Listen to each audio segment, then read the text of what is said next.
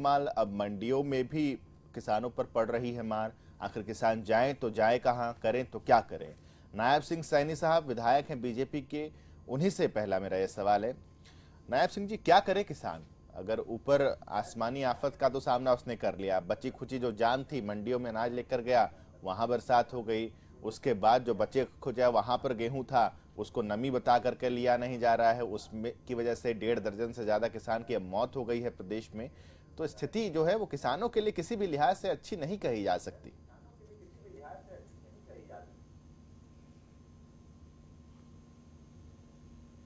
सैनी साहब। राकेश जी जी राकेश जी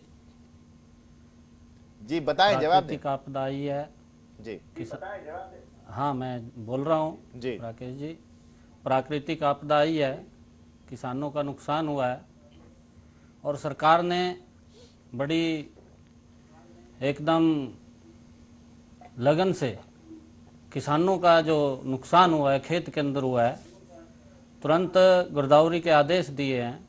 गिरदावरी उनकी हो रही है, 15 मई तक गिरदावरी का टाइम था। वो सारे की सारी गिरदावरी हो करके अभी 9 जिलों की जो गिरदावरी थी उसकी सारी रिपोर्ट 15 सरकार मई के पास तो आ अभी गई है। नायब कुछ जिलों की शेष बची सिंह है। साहब 15 मई नहीं आया अभी, अप्रैल का ही महीना चल रहा है। आवाज नहीं आ रही भाई साहब आपकी। हाँ जी, अप्रैल का ही महीना चल रहा है सर अभी। हाँ मैं बता रहा हूँ आपको। उसके अंदर रिपोर्ट सारी की सारी 9 जिलों की आई है और जिलों की अभी आनी बाकी है रिपोर्ट। और जो ही रिपोर्ट 15 मई तक सारी की सारी आ जाएगी, 1 महीना के अंदर सरकार ने कहा है कि हम सभी किसानों को उनकी मुआवजा राशि देंगे जितना नुकसान किसान का हुआ है गिरदावरी। यानी 15 मई की जब रिपोर्ट आ जाएगी तो उसके बाद 1 महीना और, यानी कि 15 जून, 1 महीने के अंदर। पिछले तो आपने देखा भी है भाई साहब, जो सरकारें पीछे रही हैं 2-2 साल तक किसानों को मुआवजा नहीं मिला।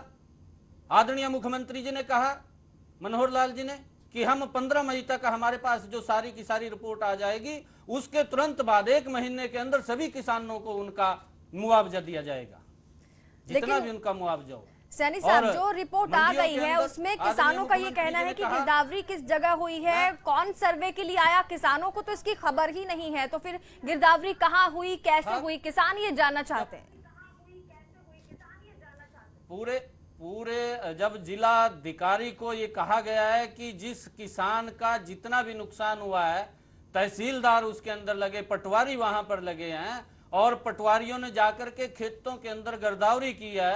स्वयं जो हमारे नेता थे आदरणीय ओम प्रकाश जी धनखड़, वो स्वयं खेतों के अंदर गए, सभी विधायक हमारे खेतों के अंदर गए कि किसानों का जितना नुकसान हुआ है उस नुकसान की भरपाई की जाए। और जो भी वहां पर जिस किसान का जितना नुकसान हुआ है, चाहे वो 100% हुआ है तो उसको 100% मुआवजा दिया जाएगा। अगर उसको 75% से कम हुआ उस हिसाब से मुआवजा दिया जाएगा।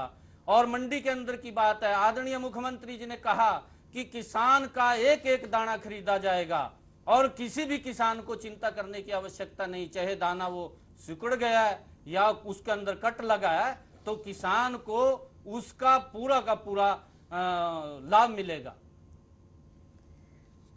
ठीक है। अत्रे साहब भी हमारे साथ जुड़े हुए हैं इंडियन नेशनल लोकदल की तरफ से। अत्रे साहब, दावे तो बड़े किए जा रहे हैं कि किसानों के हित में हर कदम उठ रहा है, आप भी सच्चाई से रूबरू हुए होंगे, जरा सच्चाई से नायब सिंह सैनी साहब को भी रूबरू कराइए। देखिए साकेत जी, सबसे पहली बात तो यह है कि नायब जी की बात का विश्वास करें, मुख्यमंत्री जी की बात का विश्वास करें, मुख्यमंत्री के ओएसडी साहब की बात का विश्वास करें या कृषि मंत्री धनखड़ साहब की बात का विश्वास करें। अभी तक तो यही समझ में नहीं आ रहा किसकी बात का विश्वास करें। नायब साहब ये कह रहे हैं कि मुख्यमंत्री जी ने कहा है कि 15 मई तक रिपोर्ट आ जाएगी तब वो मुआवजा देंगे। ओएसडी जो है कृषि मंत्री जो सीएम साहब के थे, उन्होंने 4 तारीख को एक टीवी चैनल पे घोषणा की थी कि आज से 15 दिन के बाद सबको मुआवजा मिल जाएगा। आप मान के चलें कि 4 और 15 19, तो अभी तक आपके सामने हालात है। कहीं ना कहीं भारतीय जनता पार्टी के लोग या ये पूरी सरकार कंफ्यूज है और ये अपने अलग अलग बयानों से किसानों को भी कंफ्यूज कर रही है। साकेत जी, एक बात मैं आपको बताता हूं, एक दैनिक अखबार छपता है इंग्लिश का चंडीगढ़ से, आज से करीबन 10 दिन पहले उस अखबार में एक रिपोर्ट छपी थी जिसमें बड़ा क्लियर कहा गया था कि सरकार का जो रेवेन्यू डिपार्टमेंट है उसकी ये रिपोर्ट है जिसमें यह माना गया था कि लगभग 25.5 लाख हेक्टेयर जमीन पर खेती हुई है हरियाणा में। और सरकार ने जो रिपोर्ट बना रखी थी उसमें, मैंने, आपको याद होगा लास्ट टाइम में जब डिबेट पे आया था साकेत जी, मैंने उस वक्त भी ये बात बताई थी, और उसमें लगभग 4% जो लैंड है उसको इन्होंने उस पे नुकसान माना गया था, 96% को बाहर निकाल दिया गया था। और अगर 25.5 लाख हेक्टेयर का 4% निकाला जाए तो लगभग उतनी लैंड बनती है जितनी ये आज 18 तारीख को गिरदावरी की रिपोर्ट में घोषित कर रहे हैं। इससे कहीं ना कहीं ये बात समझ में आ जाती है कि जो घर बैठ के रिपोर्ट तैयार की गई, जो दफ्तरों में बैठ के रिपोर्ट तैयार की गई, वो बहुत पहले ही बना चुके थे, उसको केवल आज अनाउंस किया है। जिस तरह से ये दोनों चीजों को अगर आप आपस में करेक्ट करके देखें, आज भी हरियाणा में अगर आप चले जाएं किसी गांव में ग्राउंड लेवल पे जाके देखें, किसान आज भी ये बात कहता है कि गिरदावरी करने के लिए कोई पटवारी गांव में आया ही नहीं। और आप इसका एक और बात बढ़िया है साकेत जी, मैं कहना भी चाह रहा था और मेरी रिक्वेस्ट भी है आपके चैनल से, किसी एक टेलीफोन नंबर को अगर आप ओपन करें और उसमें आप ये रिक्वेस्ट की जाए कि अगर कोई भी किसान बताना चाहे कि गिरदावरी के लिए कोई आया या नहीं आया, सच्चाई सामने आ जाएगी। आपको पता लगेगा कि हरियाणा में किस तरह की गिरदावरी हुई है, गिरदावरी प्रैक्टिकली ग्राउंड लेवल पे हुई भी है या नहीं हुई है। इन सारी चीजों को समझने के लिए एक बहुत बड़ी डिटेल और भी, अभी जैसे नायब साहब कह रहे थे कि साहब जिसका 100% लॉस होगा तो उसको 100% मुआवजा मिलेगा, जिसका 75% होगा उसको उस हिसाब से मुआवजा मिलेगा। मेरा नायब साहब से एक सवाल है, अगर किसी किसान के पास मान लीजिए 4 एकड़ जमीन है और आपकी रिपोर्ट के हिसाब से 50% उसका लॉस है, क्या नायब साहब बता पाएंगे कि उसको कितने रुपए का चेक मिलेगा? क्या इस चैनल पे यहां बैठ के पार्टी की तरफ से ये अनाउंस कर पाएंगे कि इस हिसाब से उस किसान को इतने रुपए का चेक मिलेगा? अगर ये इस बात को अनाउंस करते हैं, अमाउंट बताते हैं, तो समझ में आएगा कि शायद इनके पास एग्जैक्ट फिगर और सरकार की नीतियों की पूरी डिटेल है। लेकिन अभी तक का जो हालात दिख रहे हैं उससे कहीं ना कहीं ये पता चल रहा है कि सरकार मात्र अलग अलग लोग अलग अलग बयान देके किसान को भी कंफ्यूज कर रहे हैं और किसान परेशान है। देखिए किसान के साथ क्या हो रहा है साकेत जी, एक तरफ तो बेमौसमी बारिश ओलावृष्टि ने किसान की फसल बर्बाद कर दी। आज किसान ये उम्मीद लगाए बैठा है कि सरकार जेन्युइन गिरदावरी करवा के उनके हुए नुकसान की भरपाई करेंगे। बिल्कुल, ये एक अहम सवाल है जिसका लगातार हम जवाब लेने की कोशिश भी अतीक साहब कर रहे हैं। नायब सिंह जी इसका जवाब भी देना चाह रहे थे, लेकिन एक और सवाल ले लेते हैं नायब सिंह जी, जरा बत्रा साहब से एक सवाल पूछ लेते हैं, उनका भी सवाल आएगा, फिर इकट्ठे आप दोनों जवाब दे दीजिएगा। बीबी बत्रा जी, पूर्व मुख्यमंत्री भूपेंद्र सिंह हुड्डा भी दौरे पर हैं और अलग अलग जगहों पर मंडियों के भी हालात ले रहे हैं, किसानों से भी मिल रहे हैं। उनका अगर आंखों देखा हाल अगर आप रख पाए कि उनको किस तरह की तस्वीर नजर आ रही है?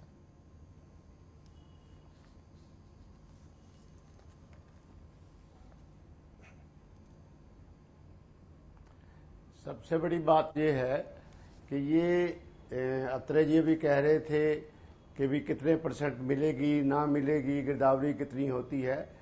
ऐसी इनफेक्टिव सरकार हमने तो देखी नहीं है किसी हालत में जी। और ऐसी मतलब कि जिसमें कोई भावना ही नहीं है, कोई किसी के राहत देने की बात भी नहीं है।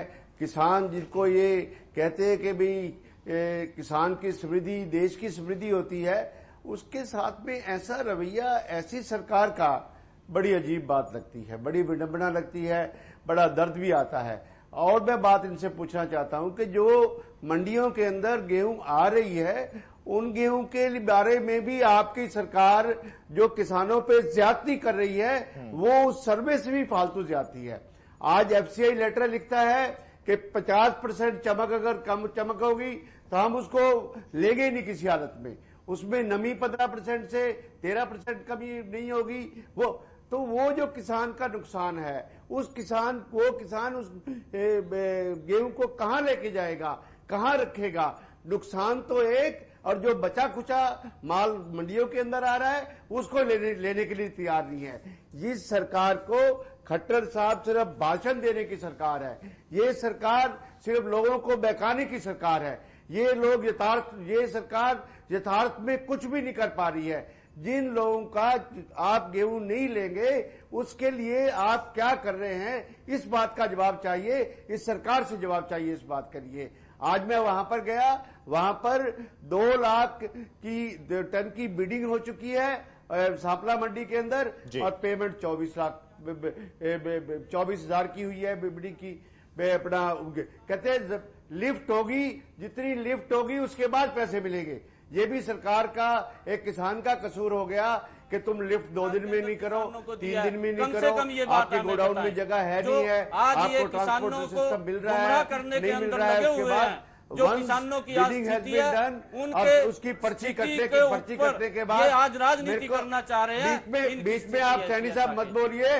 मेरे को लगता है, मेरे को इस बात का भी शक है कि आप किसान के बेटे ही नहीं है। आपके दिल में किसान का कोई दर्द ही नहीं है। आपने कभी खेती करके नहीं देखी है, आपने कभी खेत में जाकर नहीं देखा है। जिस व्यक्ति का नुकसान होता है, आज जहाँ भी पर हल चलाता हूँ, आत्महत्या की बात हो रही है, जो किसान एक साथ पूरा देखता है, उसके बाद बात करता है, उसके बाद कहता है जो एक ऑफिस के अंदर बेटा आके सरकार को ये कह दो कि फटाफट इनके मंडियों में सारा कुछ ले ले। क्या किया है हमारी सरकार ने? बीच में बोलने की आवश्यकता नहीं है। आपको मौका, सैनी साहब सुन लेते हैं, आपके पास लौटेंगे। सैनी साहब आप जवाब दे देना। आप विधायक हैं, विधायक कितने विधायक मंडियों में गए हैं बता दीजिए, एक भी क्लिप बता दीजिए, एक भी आप इस टीवी चैनल के ऊपर एक भी अपनी सीडी भेज दीजिए कि कौन सा विधायक कौन सी मंडी के अंदर गया है और मंडी के अंदर किसान वहां पर इस सरकार के खिलाफ उनकी इतनी जबरदस्त किसान की हालत है इस समय कि जिनको बयान किया नहीं जा सकता। इस बात के लिए तो विधायक जी आप सुनने की पेशेंस रखिए। आप सत्ता में हैं, जो व्यक्ति सत्ता में होता है उसको ज्यादा बोलने की, उसको सरकार की बात रखने की बात होती है।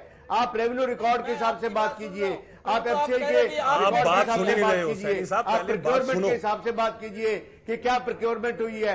आप बिडिंग होने के बाद जब जिम्मेदार ट्रैक्टर लेके आता है, उसकी बिडिंग हो गई, उसके बाद उसको पैसे क्यों नहीं मिल रहे? कब इस किसान को पैसे मिलेंगे?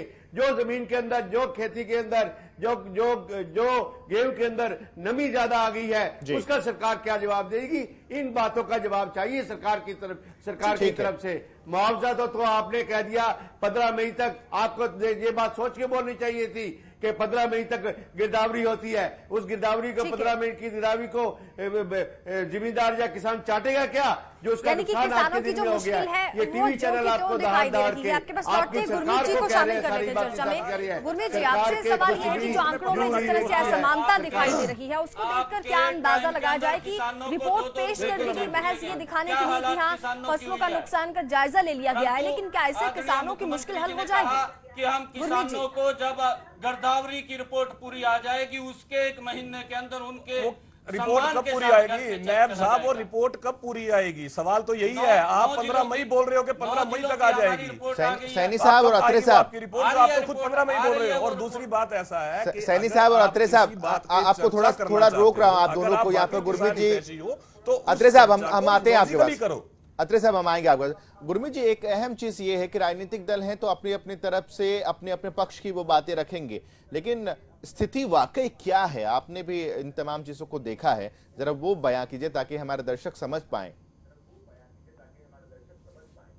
नहीं, देखिए, स्थिति तो निश्चित तौर पे ये जो साल रहा है ये अच्छा नहीं रहा है फसल के लिए और किसानों के लिए, क्योंकि आप शुरू से ही अगर बात कर लें, ये एक संयोग हो सकता है। मैं तो ये नहीं मानता, जैसे अभी नसीब जी कह रहे थे कि नायब जी सॉरी कह रहे थे कि पहले भी मुआवजे को लेके दिक्कतें रही, कम राशि के चेक बटे, गिरदावरी को लेके भी सवाल उठे। इसमें तो कोई दो राय नहीं है कि किसानों की जो समस्याएं हैं वो सभी सरकारों में उभर के सामने आती रही हैं, लेकिन ये कोई तर्क हमें नहीं लेना चाहिए आज कि पहले किसी सरकार ने क्या किया। सवाल है कि आज जो सामने तकलीफ है किसान को, उसमें आप कितना प्रभावशाली ढंग से उसकी मदद कर सकते हैं। आज की स्थिति निश्चित यही है कि एक तो इस बार जो प्राकृतिक आपदा रही है, एक तरह से जो बारिश हुई है, ओले पड़े, उसकी वजह से किसान को बहुत बेमौसम में जो ये दिक्कत हुई, इसकी वजह से फसल को एक बड़ा नुकसान हुआ है। गिरदावरी की रिपोर्ट के मुताबिक अभी 4% हुआ है। अब हम लोग तो फील्ड में उस तरह से तो हमने जाके नहीं किया रेवेन्यू डिपार्टमेंट की तरह, लेकिन 4% सुनने में मुझे अगर आप पूछेंगे तो कम लगता है, क्योंकि जिस तरह से बारिश हुई, जिस तरह से संकट आया है, उसको अभी तो जब खरीद के आंकड़े आएंगे तो उससे पता भी लग जाएगा ये, क्योंकि अगर मान लीजिए 4% में नुकसान हुआ है तो जो खरीद का आंकड़ा है वो बहुत नीचे नहीं जाएगा, जो जब खरीद खत्म होगी, जो एफसीआई और सरकारी एजेंसियां करती हैं, क्योंकि अल्टीमेटली गेहूं की ज़्यादा खरीद जो है वो मंडियों में होती है। दूसरा, जहां तक मंडी की बात है, वहां पर भी क्योंकि अब बारिश हुई तो ये हमेशा दिक्कत आती है। कुछ पिछले दिनों में कोशिश जरूर की गई थी कि मानकों में छूट दिलवाई जाए सेंट्रल गवर्नमेंट से, और प्रदेश सरकार ने दावा भी किया था कि कुछ छूट उन्होंने मानकों में हासिल की है, लेकिन क्या वो छूट पर्याप्त है या नहीं है, ये भी एक बहुत बड़ा सवाल है। कि मान लीजिए अगर आपने एक नमी का प्रतिशत ये कहा कि भाई 10% तक अलाउड है, लेकिन नमी अब बारिश के कारण ज्यादा है, तो फिर नेचुरली वो समस्या है। दूसरा, जैसे बत्रा जी कह रहे थे, ये पेमेंट की बात भी हर बार, हर साल, या जब भी खासतौर पे ऐसा साल होता है जब कोई प्राकृतिक संकट भी हो साथ में, जहां पर नमी की बात आ जाए या दाना खराब होने की बात है, ये हमेशा सवाल उठता रहा है। अब देखना सिर्फ ये है कि आप कितनी प्रभावशाली ढंग से, कहीं ना कहीं जो परसेप्शन है वो लगातार ये बन रहा है पिछले कुछ समय से, जिसे हमें स्वीकार करना चाहिए भारतीय जनता पार्टी को। अगर वो स्वीकार नहीं करेंगे तो वो फिर एड्रेस नहीं करेंगे उस समस्या को। परसेप्शन ये बन रहा है कि किसानों को लेकर, और वो लैंड एक्विजिशन बिल से ही शुरू हो गई बात, या यूरिया से शुरू हो गई। अभी आप मान लीजिए, देखिए न्यूज रिपोर्ट्स आती हैं, अखबारों में रिपोर्ट्स आती हैं कि किसान आत्महत्या कर रहे हैं नुकसान के कारण। अभी आपने भी जिक्र किया कि इतने किसान कर चुके हैं। इनके कृषि मंत्री ने बहुत साफ बयान दे दिया कि जी हरियाणा का किसान आत्महत्या करता ही नहीं, वो तो जी बड़ा डाढ़ा है।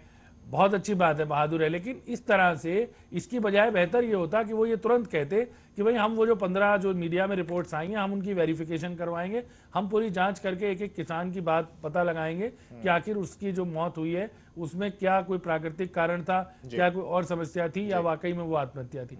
बजाय इस तरह से हैंडल करने के, भारतीय जनता पार्टी अगर लगातार इस तरह से हैंडल करेगी कि कांग्रेस के जमाने में भी 2 रुपए के चेक बटे थे या पहले भी बटे थे, इससे मुझे नहीं लगता कि हल होगा। और किसान को ये जब डिबेट्स वो सुनता होगा और जब हमारे राजनीतिक दल आपस में भिड़ने लगते हैं, मुझे नहीं लगता कि उसको किसी भी तरह से कहीं कोई राहत मिलती होगी। बिल्कुल गुरमीत जी, क्योंकि आपने जिस बात का जिक्र किया उन बातों से एक अंदाजा हम ये भी लगा सकते हैं कि जो चाहे इंडियन नेशनल लोकदल हो या कांग्रेस हो, लगातार ये कहती रही है जब से बीजेपी की सरकार बनी है कि क्या ये अनुभवहीन सरकार है। आपकी बातों से भी एक झलक उसकी मिली कि पिछला ही रिकॉर्ड अगर आप उठाते रहेंगे तो फिर आप नया काम कब करेंगे। एक छोटे से ब्रेक